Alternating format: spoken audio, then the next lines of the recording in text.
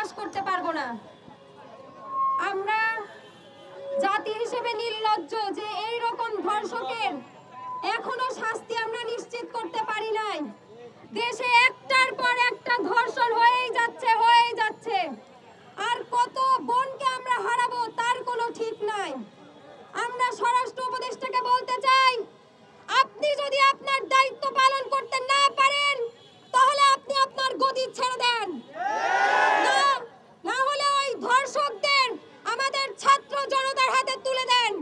দেখেন ওই রকম ধর্ষক এবং ধর্ষকদের যারা সাহায্য করে তারা সমান অপরাধী। আপনারা যদি তাদের শাস্তি নিশ্চিত করতে না পারেন আমাদের কাছে এলে ছেড়ে দেন। দেখেন আমরা তাদের কি অবস্থা করি। আমরা ছাত্র জনতা তাদের এমন অবস্থা করব জনসম্মুখে যে আগামী 10-20 বছর কেন আগামী কোন দিন আমার কোন বোন এই বাংলায় ধর্ষিত হবে না ইনশাআল্লাহ।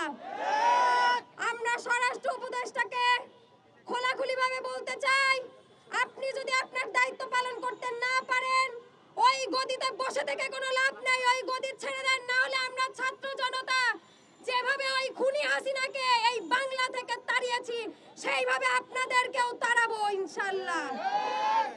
সর্বশেষে একটাই কথা বলতে চাই, 8 বছরের একটা ফুলের মতো বাচ্চাকে যারা ধর্ষণ করে তারা কোনো পুরুষের কাতারে পড়তে পারে না। তাদের একটাই পরিচয়, তারা কাপুরুষ।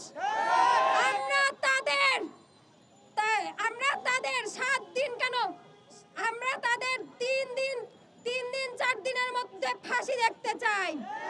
তাদের জনসম্মুখে নিয়ে এসে ফাঁসি দেওয়া হোক। ধন্যবাদ। আসসালামু আলাইকুম।